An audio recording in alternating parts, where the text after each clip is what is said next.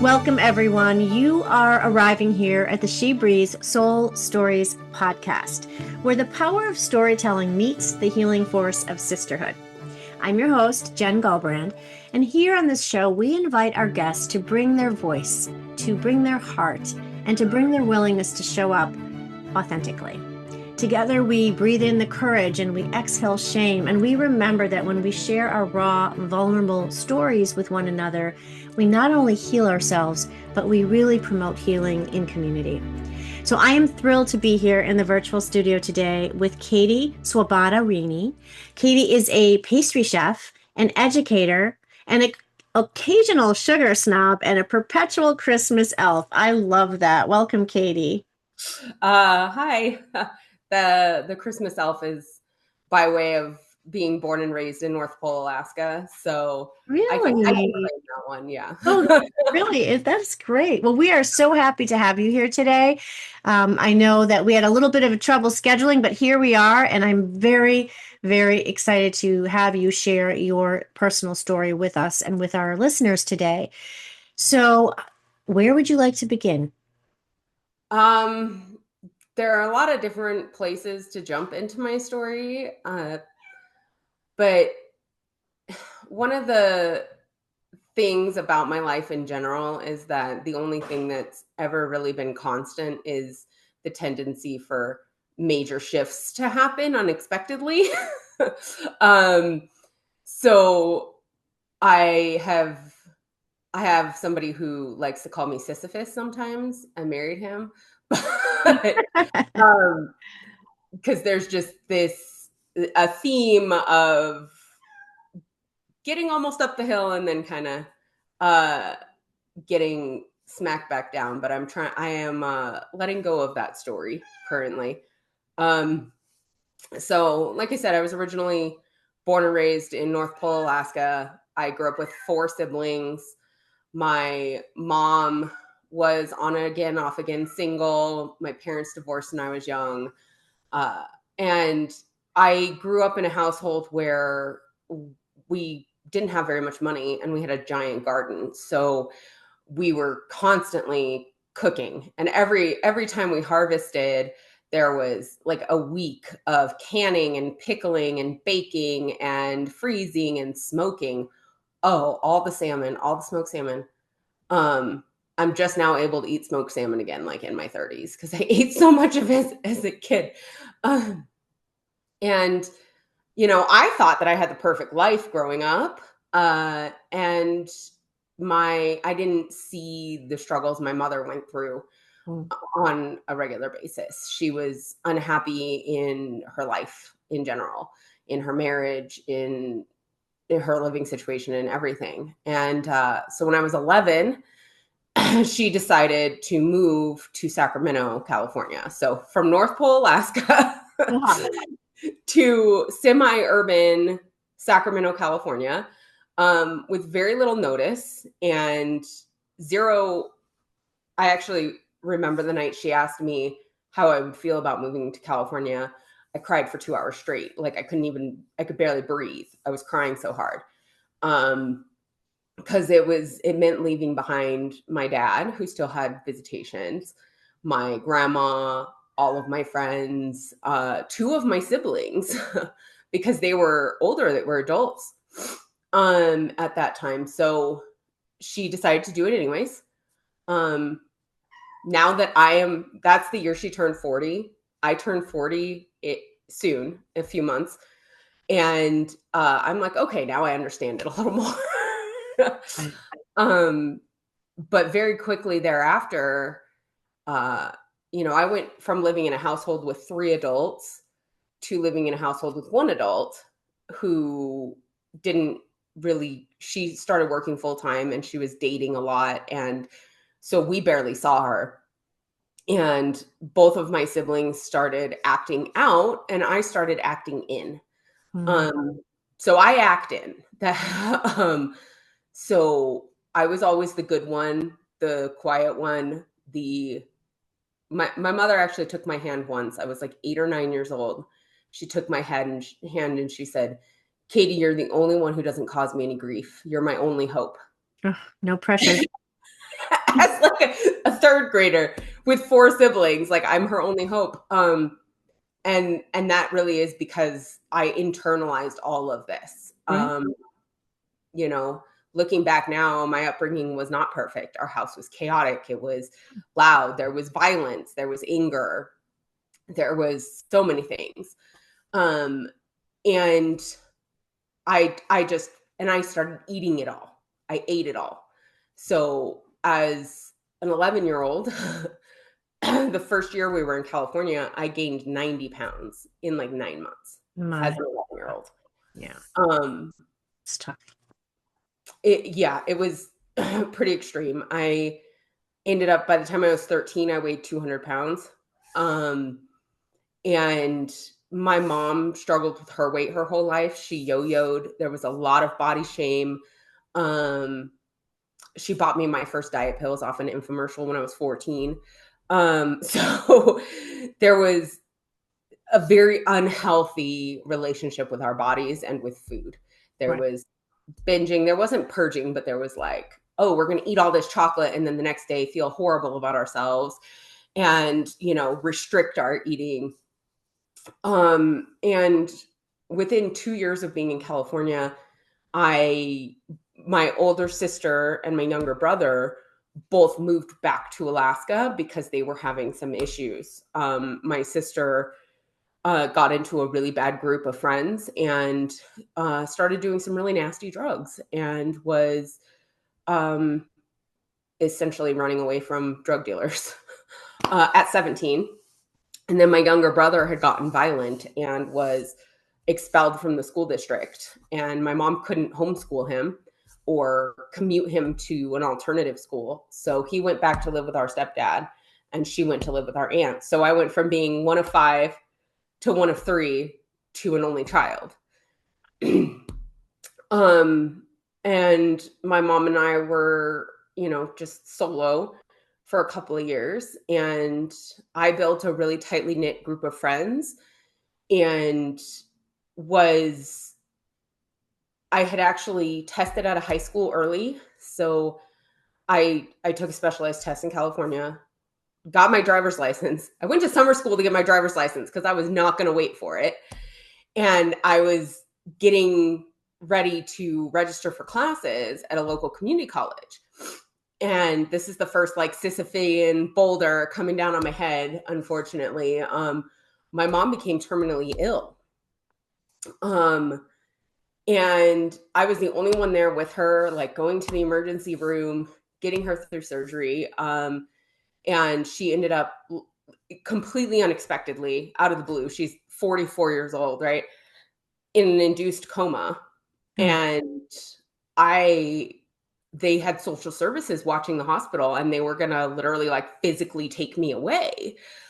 So my brother came down and we packed up our entire house and I was back in Alaska sleeping on my sister's couch with her new baby. My niece was a month old at the time. And, I can't even describe the level of depression at that point. And the struggle, because at first I was like, oh yeah, I'm going home. Right. Right. And I actually told one of my friends, I remember this conversation. She was like, Katie, when are you coming home? And I said, Rachel, I am home. And 2 weeks later, I was like, oh my God, I want to leave. Like it wasn't home anymore. I had grown into a completely different person in a space very far away from my family and the way they had grown up. And I had completely different values and my friends had become my family. Right. So 5 months later, my mom got out of the coma, came out of the hospital. I went back down to caretake for her.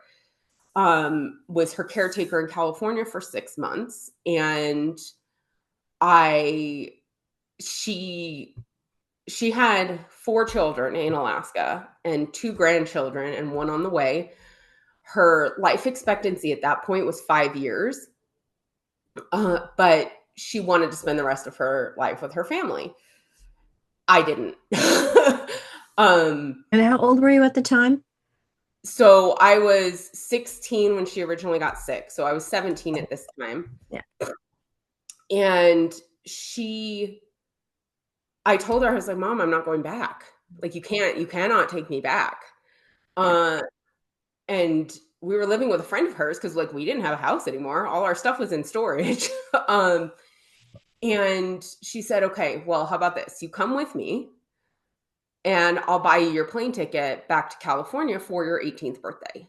Like, I will buy it for you. I said, okay. Because she knew where all my friends lived. So she threatened to call the cops on me as a runaway, and she knew where all my friends lived. So like I couldn't hide. Mm. Um and we got back to Alaska, and she died 3 weeks before my 18th birthday. Which was just a little over a week, January 3rd, 2004. Um she had bought my plane ticket. I had been begging her for weeks to buy my plane ticket. She bought it 10 days before she died. So I floated. um Sorry. No, it's okay. I'm holding a space for you. It's okay. This is a lot. How many times I tell the story or how many different ways, like um There's a lot it's of pain. never, yeah, it's very heavy. So and one of the heaviest parts is how much okay, so the term wasted time isn't really accurate, Right. but in a way it really is, right? Like, had I had the tools that I have now, that time would not have been wasted in the same way. I worked a lot of dead end jobs, you know, went pretty deep into some vices. I had the example of my sisters to like stay away from hard drugs, but I drank for the first like 6 months after I turned 18. I was drunk like half the time. Um, and the only thing that was keeping me afloat, like when I first moved to California, I moved into my friend's grandma's house. Like, so I was literally floating. And looking back now, it was very much survival mode, right? um and the tendency, the numbness, right? The just, It's what we do. yeah, right. um and but there was always a voice in the back of my head saying like, this isn't it, right? It's not going to be like this for forever, and it's this is temporary. There was always that voice in the back of your head, like in the back of my head, going, you're better than this. Yeah, this sucks right now, but it's not always going to be like this. And so over the next couple of years, I moved back and forth between Sacramento and Alaska because I would hit a dead end and didn't have the chops to, push through it. So then I went back up. And then the last time I tried to come back to California, I actually got stuck before I got to Sacramento. And I got stuck in Crescent City, California, which is like very, very northern California, tiny city. And my grandma happened to live there.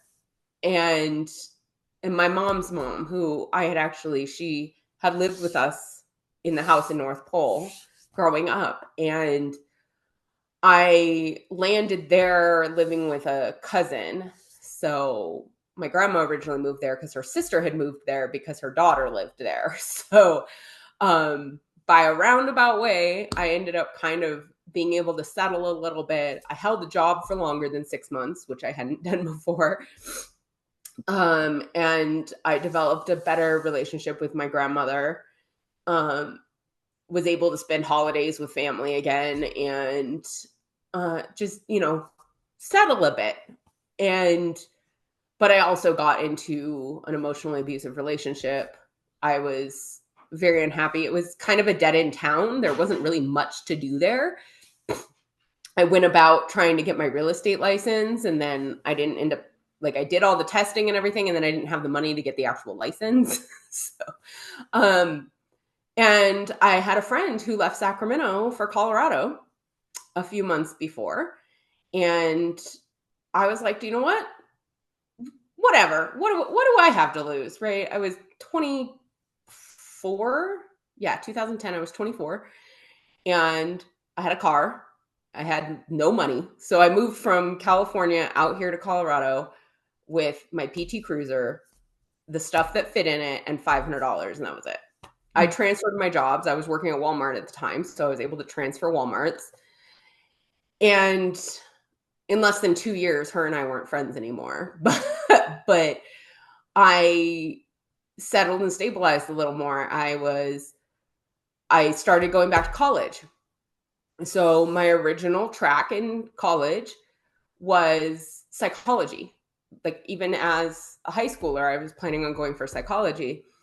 And then obviously after everything that happened, I was like, okay, yeah, let's go to school for psychology instead of just going to therapy, because why wouldn't I just go to therapy?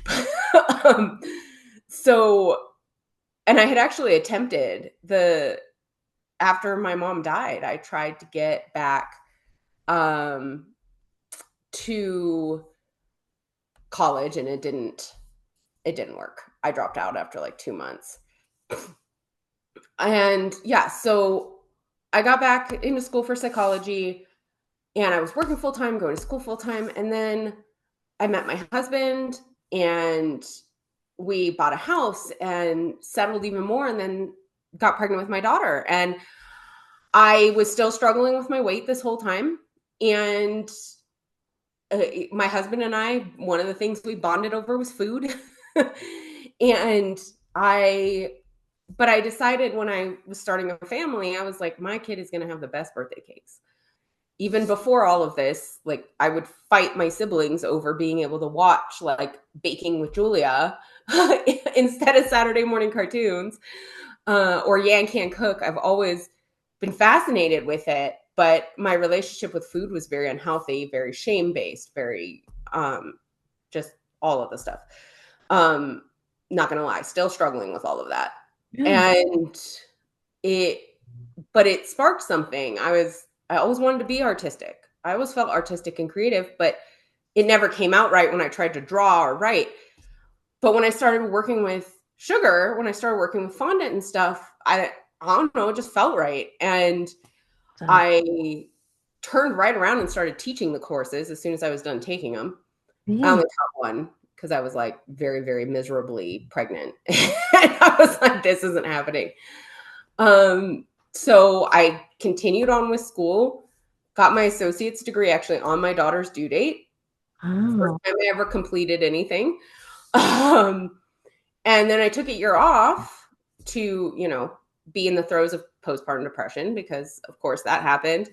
My weight kept climbing up. I was at like 350 pounds by this time. I was very, very unhealthy. And I got so burnt out, just so burnt out. It wasn't even funny. And through the grief of that, I started grief counseling, and it started to really help me process what had happened with my mom also. So I went into more one-on-one personal therapy, which is the first time that first appointment with that counselor, halfway through, she looks at me and goes, "Have you ever been assessed for ADHD?" And I said, "No." Like, what? I'm not violent. I'm not, like, I don't do a bunch of risky behaviors. What are you talking about? So even with my educational background in psychology and neuroscience and everything else, I had never even thought ADHD for myself. I answered yes to 16 out of 18 on the questionnaire. And then my husband sees it and goes, "Why didn't you answer yes to those two? Like, those are you too." So apparently I have ADHD, cool beans. And that, along with the gastric bypass, then led into, like, I found that even though I was not hungry, literally for the first 6 months after this surgery, I didn't want to eat at all. I was like, which is completely new to me. But I still wanted to bake, and I still wanted to bake with my daughter, and I still wanted to cake. I still wanted to do cake decorating. And within a month of my surgery, I was like, do you know what? I don't want to keep pursuing this degree. I want to start a cake business. I love that. Yeah, I was like, that's what I want to do. Just from home. I've been seeing all these people posting that they do like a bakery from their home under the cottage laws and do custom cakes. So I quit school and I went and got a job at a law firm because I'm like, okay, well, I have to make money somehow because then also there's the perfectionist in me. Okay. How many of us are perfectionists in some way, shape, or form? Right. And I was like, I have to be perfect at this before I can start the business. Spoiler alert, bad idea, just start it. And I was just selling cakes to anybody I could find, right? Super cheap. I was like, $40, here's a $500 cake, whatever. Also, something that every cottage baker has done, and also just charge for the cake. And I started really getting into it. And then I was doing a cake one night, and it was 3:00 in the morning, and I had sold this person on Italian buttercream because they did not want a super sweet buttercream. And I was like, well, I've done Italian buttercream before, and it's been amazing, and it's way less sweet. Sold her on it 3:00 in the morning. I am sending my husband to the store for more sugar because I had messed it up 3 times. Italian includes sugar cookery, which gets messed up at altitude because of the temperature differences in the boiling point of water. So, which I had made it once successfully. So I don't even know. No, I know exactly what I did. But anyways, so he comes home with extra sugar. Like he bought twice as much as I asked for. And he goes, maybe you should go to pastry school before you start this business. Because that had been like a dream, right? That had been a pie in the sky for me, was to go to pastry school. And like a week later, he got a job offer that he ended up taking that allowed me to quit my job and go to pastry school. Beautiful. And I can't even tell you, putting on that chef coat for the first time, it was literally the ratatouille moment. Okay. Like fireworks in the background when you first taste like the strawberry and the mushroom and the cheese together. Great movie. It just felt right. Like I should have been in that chef coat my whole life. And you know, you found your way home. Teenage Katie had a dream of going to culinary school. When I was taking care of my mom, we spent a lot of time just watching TV, and what we watched was Food Network. Yeah. And we were watching like the OG Cake Wars and Tyler Florence and Emerald, and you know, right when Food Network started getting big. And there was this idea in the back of my head that culinary school was where I wanted to be, but I also didn't want to be the fat kid who liked cake, right? And that held me back for so long. That shame and limiting beliefs that we carry. So many of them. I'm like, whatever. So I'm the fat kid who likes cake, you know? And I still have, you know, I'm still struggling. I'm still struggling to build a healthy relationship with myself and with food. I had post-surgery, I had gotten down to my lowest weight since high school. I had 7.5 pounds of skin removed from my pannus area and had like the whole rigmarole done because it was causing problems. And then, you know, so after pastry school, I went to start my cake business. COVID hit, right? My kitchen lease started on March 1st of 2020. Oh yeah. I opened my studio on March, like 2 weeks before. I feel ya. We all have a COVID story. We all have a COVID story. I have a bonus COVID story. First time I ever. You have to say that for the next podcast. Oh, dang it. I know.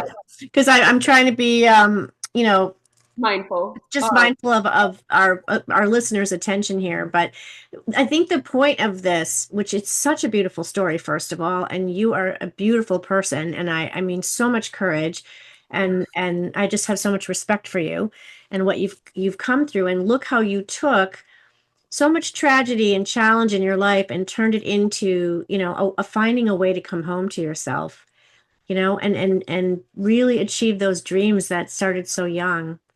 And that It's is really beautiful. literally what ended up happening later with our displacement from the Marshall Fire. We were displaced from our home with severe smoke damage for almost 2 years. Mm.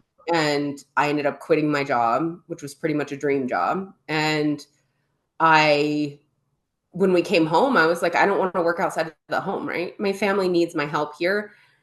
We all need the support with the mental health.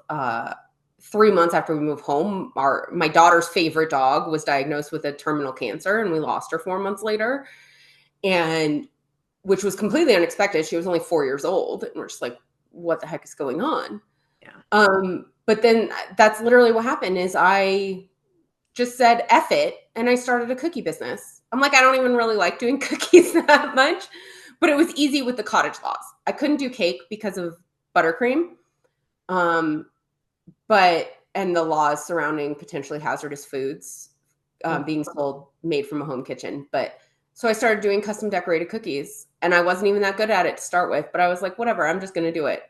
And that then led into teaching cookie decorating workshops, which, my intention with psychology was always to teach too. I was just going to turn around and be a professor and researcher. And I just wanted to teach. And so that's how I built out my Sweet Skills Workshops brand was, you know what?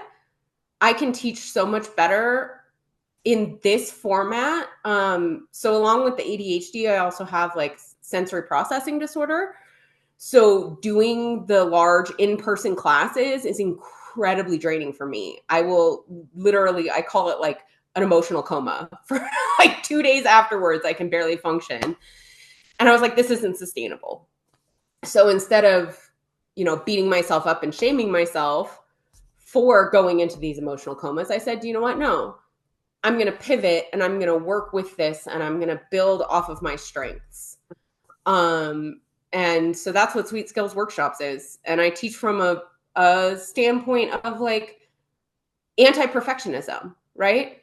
If a cake sinks, you don't have to throw it away. You can pivot, or you can just eat it. It's still cake. Right. It still tastes good. It's still cake. It's still butter and sugar. Like, it can't be that bad. Right. I mean, I've made some pretty bad cake, but there's still things you can do with it to repurpose it. So it has been quite the journey. And as I am sitting here on the downhill side to 40 now, I'm starting to realize that there's no such thing as perfect. And I get to decide what perfect is. Oh, absolutely. I want to compete really bad, actually. I want to be on those shows that my mom and I used to watch together. So that's the next step. Well, I'll be watching for you for sure. Because I have a feeling if it's something that you set your intention around, that you will in fact do it. How is this act of revealing, like, this is a very personal story, and you are being, again, so brave and courageous to be sharing this with our listeners. How does this act of telling your story out loud like this contribute to your own sense of self-empowerment? It's really funny because since I started the grief counseling after my father passed away a few years ago, that was really the first time that I had told my story, like start to finish in entirety about my mom. Like, I didn't get into the fact that like there's so much other stuff going on, the life insurance money and my siblings and all that drama. And I had never told it start to finish to anybody until I talked to a grief counselor. And I rattled through it. It was like a half an hour start to finish. And they go, oh God, that just made my chest hurt. Yeah. And I had been beating myself up for years for not being able to do more, right? Not being able to finish school, not being able to like get a real job. And I had been shaming myself over that. And it wasn't until I really told that story to somebody who was completely outside of it and seeing their reaction going, oh, maybe it Realize was. the magnitude of it, right? Yeah. Like, Right, like this was not one painful life moment. Like, you had a series of really challenging experiences. And I always like to say, the things that happen to us, they don't define us. They really inform us, and they help us to learn and grow and evolve into, who we are today. And wow, I mean, look at you. Let's just take a moment and look at that and look how far you've come. And you're just getting started, sister. And that's the thing too, is you get that idea in your head of like, oh, well, I'm too old to whatever, right? You never Whatever idea you have in your, exactly. Julia Child was Yeah, the same age when she went to Le Cordon Bleu as I was when I went to my culinary school. So I was like, and I named my daughter, I Julia. literally named my daughter Julia. So, You did. um, So do you feel like a sense of empowerment? Like, do you feel a sense of liberation when you tell your story? Freedom from those sort of limiting beliefs and that shame that can be so crippling? it's a sense of uncovering, I guess, like not hiding Right. from the magnitude of what it was, Exactly. right? It was, I mean, here I am. She's been gone for 22 years now, Mhm. almost 21 and a half years. And in so many ways, I still kind of measure my life by like, it's been so many years since this. Um, and it but in a way, like as I tell this story and I can kind of step back from it and kind of, now that I'm starting this inner work also, like I'm working with a somatic therapist and Oh, really I was working going to to suggest that. reparent, exactly, right? So working to reparent, and with the ADHD, I'm undiagnosed as ADHD, but my daughter has been diagnosed as ADHD. And the more I learn about this, and I have been diagnosed ADHD and sensory processing disorder, and the more I learn about it, the more I'm like, okay, yeah, there's no way I don't qualify. But Right. also, it's essentially a nervous system disorder, right? I was just going to say that. Absolutely. In my household, with this everything going on around me all the time, like I grew up in fight or flight mode, right? But through no fault of anybody else. They did the best they could with what they had. Same thing as I'm doing the best I can with what I have. And Exactly. that's where breaking that shame cycle is coming in, Yes. is that self-compassion of recognizing, like, you may not have had the tools then, you have better tools now, and you will continue to grow better tools. Absolutely. um, It's so interesting that you mentioned somatics because that's a big part of the work that I do. And EMDR is a big part of my practice. And the thing that is so important for people to understand is that all these years we thought that we could just talk our way, in through talk therapy through our healing.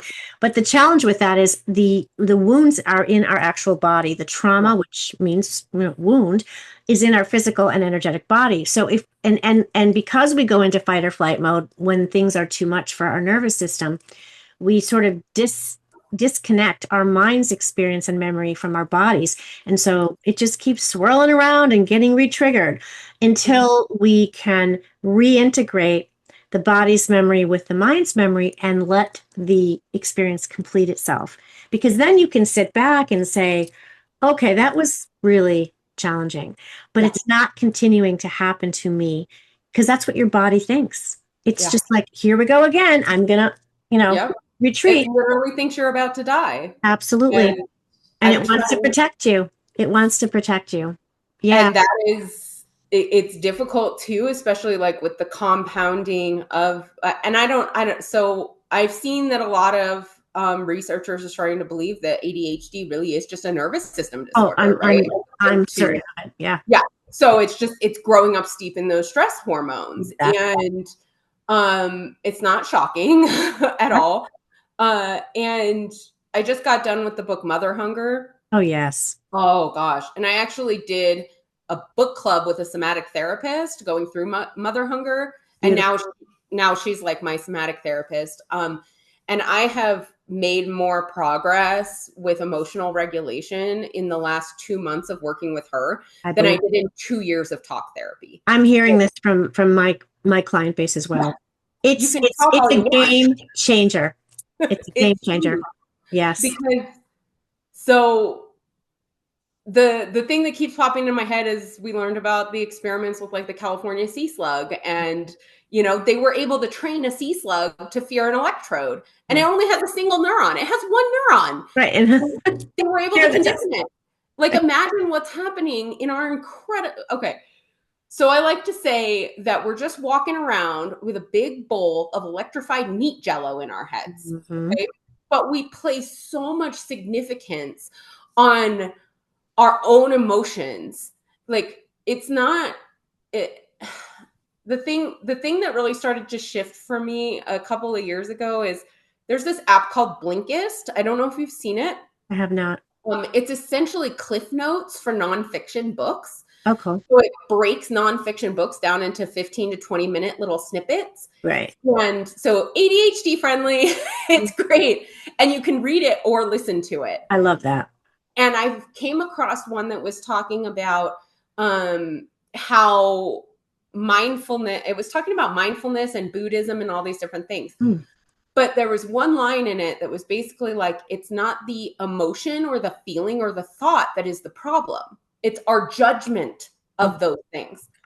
Like, a thought is just an electrical impulse going through your meat pillow. And we have 80,000 of them a day, and we put them on repeat. And then we judge it, right? We take all of this external information from our parents, from society, from media. Oh, social media. Don't even get me started on that. Right. And here I am now too, sitting with a 10-year-old daughter who, like, I didn't have the tools when she was tiny to manage my own stuff. So I handed her problems. We pass it down. Unresolved trauma, we pass it down to our children. Absolutely. Exactly. Yeah. And so now I'm trying to help myself heal, and then I'm giving myself that compassion of, you didn't mess her up. Right. Like, oh, she's going to be fine. And she is brilliant, and she's very sensitive, and she's so observant. Yeah. And I see so much of myself in her, but then I also see so much of like this just unique person, and I'm really, really trying to I still beat myself up over like, you should have done better, but I try and let those pass, right? I can't stop those from happening. They're not going to go away. But I try and you flip into that self-compassion piece, and the fact that, you are doing so much for your own healing journey, and she's going to see all that and benefit from that and be a healthier human because of it. Good job. Maya Angelou said, you do what you know until you know better, and then you do better. I love it. That's a beautiful transition. I want to just thank you again for your bravery, for showing up here today, for sharing this extremely heartfelt journey, and for giving hope to our listeners. And this is where I want to, really stop and pause. Your story is full of hope, because what you've done and what you've gone through and the transformation that you've been able to make for yourself and your family is remarkable. And I just want you to hear me say that. And I mean it with all of my heart and soul. Thank you for sharing. And I mean, I know we could go on for hours here and talk, but I'm just really grateful to you and really excited to watch this next phase of your journey. I'll be looking for you on those cooking competition shows. Yes.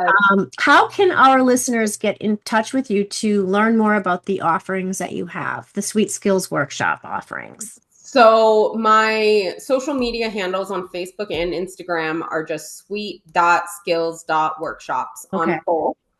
The website is sweet-skills workshops. Okay. And my signature course, my first offering, is called Pro Home Baker. And that's because I'm teaching home bakers to shift from this recipe-based Google rabbit hole of baking into a more professional method and technique-based mindset. So I will be offering more courses. The next one that's going to come out is going to be more about cake, because that's my favorite. I love that. That's so beautiful. Those are the best places to find me. Okay. Well, again, we are really excited to see where you take all of this.